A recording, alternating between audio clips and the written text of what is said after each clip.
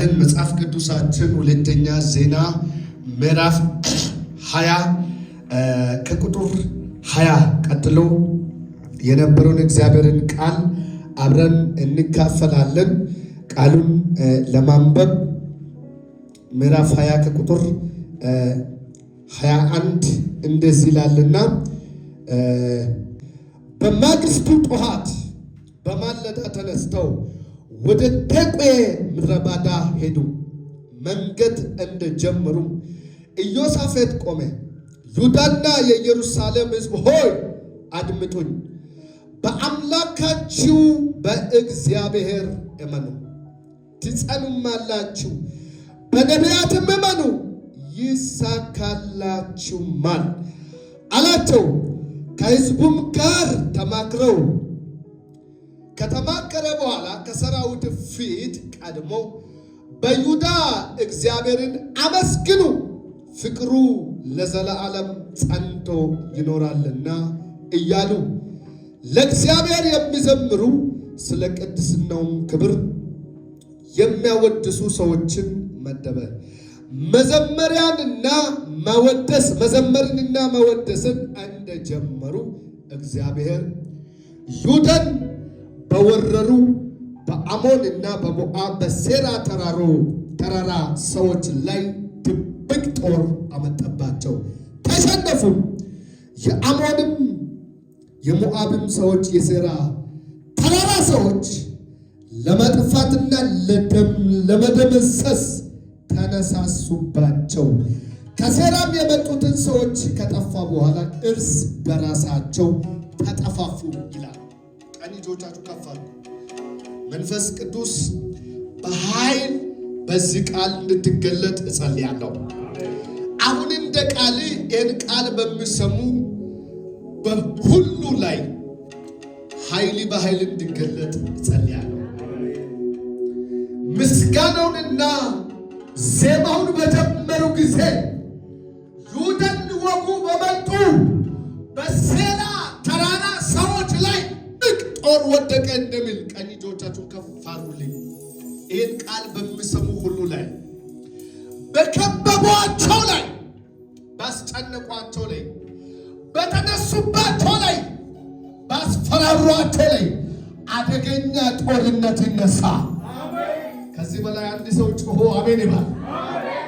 ይለቃል ብሎ በከበቡት፣ ይተዋል ብሎ በከበቡት፣ አላስቀጥልም ባሏቸው፣ አይቀጥሉም ባሏቸው፣ ዘንድሮ ከዚህ አያልፉም ብሎ ገደብ ባበጇቸው በጠላቶች ስብሰባ ላይ የእግዚአብሔር ብርቱ ቁጣ ይወርዳል።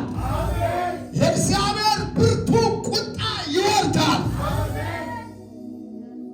ኩላ ማሴዳ ጃባዲ ሳኪላ ፋያ ከበባው ይበታል። አየሩ ላይ፣ ነፋሱ ላይ፣ ዳመናው ላይ አንተ ግነን።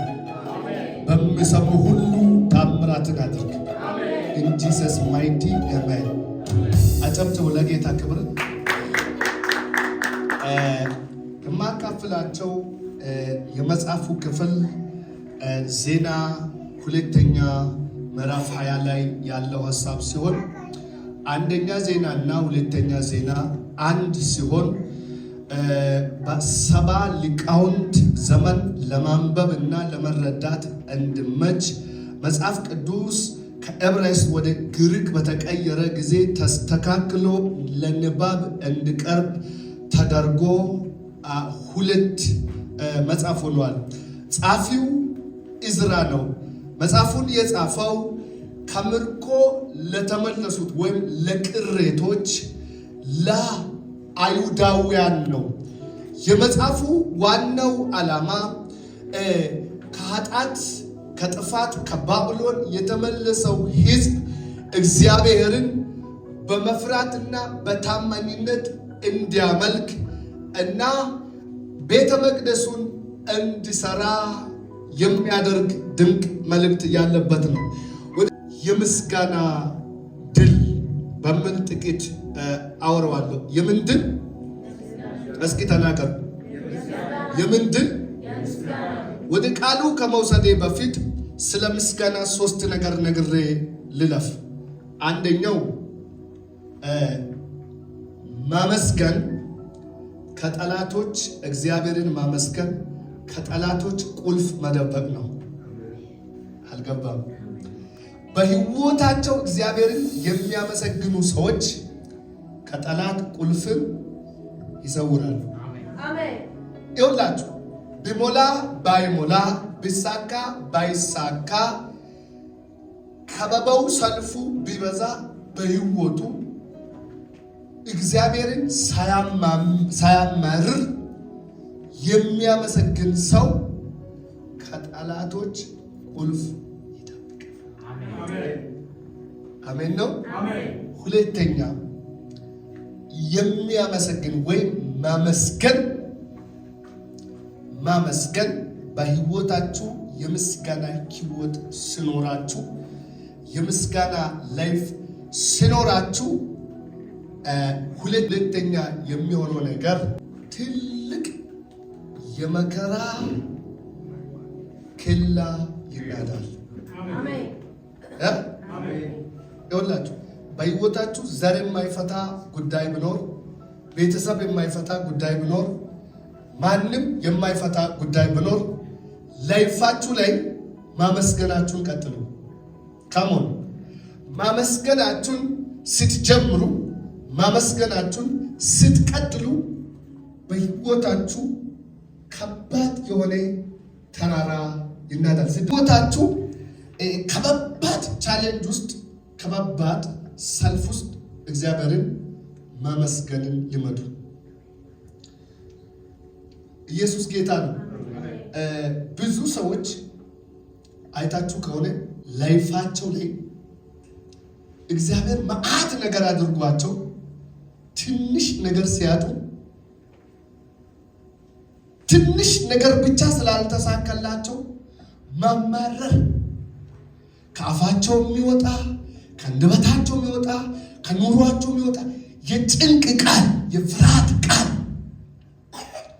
ልክ እንደዚህ ማወጅና ላይፋቸው ላይ ችግር ማውራት ሲጀምሩ ጠላት ከፊትም ከኋላም ከግራም ከቀኝም ይከባቸዋል። ኢዮሳፌጥ ይህን ድልድይ ነው የሰበረው። ንጉሥ ነው ኢዮሳፌጥ። 5 ነገስታቶች በወረሩና ሊያስጨንቁ በተነሱ ጊዜ በይሁዳ የምትኖሩ ሁሉ አላቸው ተነሱ አላቸው። በአደባባይ ላይ ቆመና በኢየሩሳሌም የምትኖሩ ተነሱ አላቸው። በእግዚአብሔር እመኑ፣ በነቢያቶቹም እመኑ። እንዲህ ነው ያላቸው፣ ነገሩ ይሳካላቸው። ማይ ጋድ አንተ ለካ በነቢይ ቃል ነገር ይሳካል። ሃሌሉያ! ነቢይ ሲናገር ነገር ይሳካል። ይህን ቃሉ ነው የሚናገረው። በነቢያቶች እመኑ፣ በእግዚአብሔርም እመኑ፣ ነገሩ ይሳካላችኋል። በቃ አለቃ። ዛሬ አንድ ትንቢት አለኝ። አይሳካልም የሚል ይስማ። ጸልዬ ትንቢት ሰምቴ ቃል ሰምቴ ምን አመጣ የሚል ይስማ። እጅን ከፍ አድርግ። ይህ ዓመት እንደ እግዚአብሔር ቃል ላንተ የስኬት ዓመት ነው። ማጋዲያ ባይዳ ብዙ ከበባ ያለ ለአንዳንዶቹ ይሳካል።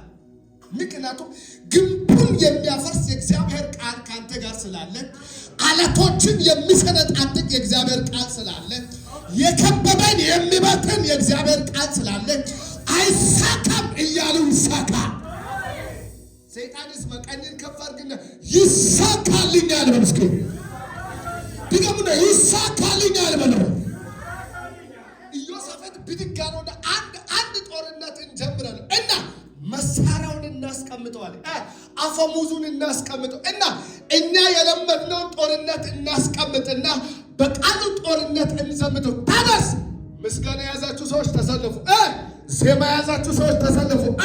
ሊሳን የያዛችሁ ሰዎች ተሰለፉ። ዝማሬ የያዛችሁ ሰዎች ተሰለፉ። ለምን የከበቡ አሉ?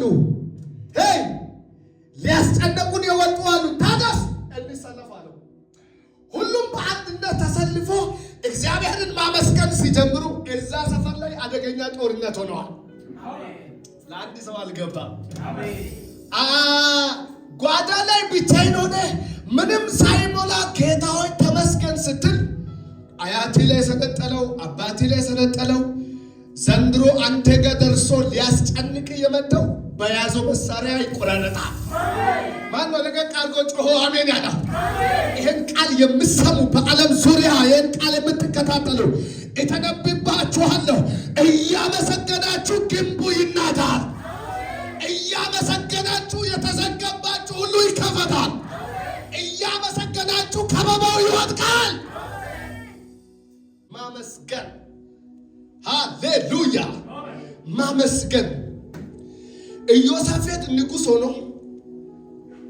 በይሁዳ የምትኖሩ ሁሉ ተነሱ አላቸው እና በኢየሩሳሌምም የምትኖሩ ተነሱ፣ ዜማችሁን አንሱ።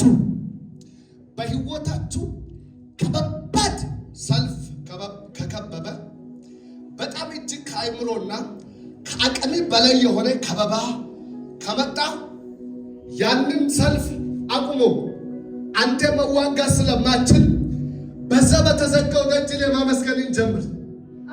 ሃሌሉያ ሃሌሉያ። ብድግ አለውና እንደዚህ አለው፣ እናንተ በኢየሩሳሌም የምትኖሩ ሆይ ስሙ እና አሁን የከበበውን ከበባ ልታሸንፍ አትችልም፣ ምክንያቱም ሰልፉ የእግዚአብሔር ነው። ሃሌሉያ። እጆቻችሁ ከፍ አድርጉና ሰልፉ በሉ እስኪ የእግዚአብሔር ነው። ጦርነቱ በሉት የእግዚአብሔር ነው። ታራባደስ እኔ እነግራችኋለሁ፣ ከዚህ ስትመለሱ እንደዚህ ይሆናል።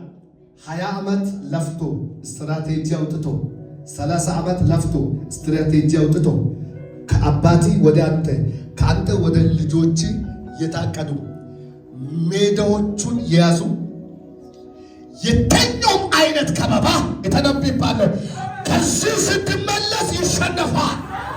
አንተ ጮሆ አሜን ያለው ከዚህ ቃል በኋላ የሚሆነው እንዲህ ነው። አደባባይ የያዘው ቀድሞ የወጣው እገላለሁ ያለው የተማማለው ኃይል አለኝ ያለው ስልጣን አለኝ ያለው ቦታ የያዘው ስፍራ የያዘው የተነብያለሁ። ይህን ቃል ሰምተህ ስትመለስ እግዚአብሔር አምላክ በያዘው መሳሪያ ይቆርጣል። ባዘጋጀው ጉድጓድ ውስጥ ይገባል። በከፈተው እሳት ውስጥ ይገባል። አንድ ሰው ጮህ ሰልፉ የእግዚአብሔር ነው በለ። ድገምና ሰልፉ የእግዚአብሔር ነው። ጦርነቱ የእግዚአብሔር ነው። በታላላቅ ከበባ ውስጥ ላላችሁ መልእክት አለኝ። ከአቅማችሁ በላይ በሆነ ውጊያ ውስጥ ላላችሁ መልእክት አለኝ። የሚታዩ ነገር የሚያስፈራ፣ የሚሰሙ ነገር የሚያስፈራ፣ የሚወራ ነገር የሚያስፈራ እነግራለሁ። ታመሰግናለህ፣ ታመሰግናለህ። የተሰጡ መስገቦች ከፈቱላል። ታመሰግናለህ። ጦርነቱን እግዚአብሔር ይዋጋል። ጦርነቱን እግዚአብሔር ይገጥማል። ሜዳውን እግዚአብሔር ይይዛል። ሜዳውን እግዚአብሔር ይቆጣጠራል። ኃላፊነቱን እግዚአብሔር ይወስዳል። ሻባቴራ ባህዳ ብሬስቴሊቫታ ካያ ጩና ጦርነቱ ብሉት የእግዚአብሔር ነው። ውጊያው በልባክ የእግዚአብሔር ነው። መልእክት አለኝ። ተቀደምኩ ያላችሁ ሰዎች፣ ቀደሙኝ ያላችሁ ሰዎች፣ ተዋረድኩ ያላችሁ ሰዎች፣ ማናለን ያላችሁ ሰዎች መልእክት አለኝ። ምስጋናችሁ ድል ያመጣል። አረ እልልታችሁ ድል ያመጣል። የእናንተ ዜማ ድል ያመጣል። እስኪ እንደዚህ በሉ፣ ውጋዬ በሉት፣ ስልቱን ቀይሯል በሉት፣ ጦርነቴ በሉት፣ አሰራሩን ቀይሯል። ጦርነቴ በሉት፣ ምስጋና ሆኗል፣ ጸሎት ሆኗል፣ ዜማ ሆኗል፣ እግዚአብሔርን ማመስገን ሆኗል። እግዚአብሔር እንደዚህ እያለኝ ነው። ስፔሻሊ ለሁለት ሰዎች አቃቂ አረባ በተቀደማችሁበት ለምስጋና ትቆማላችሁ። ማኖ ጮሆ አሜን ያለው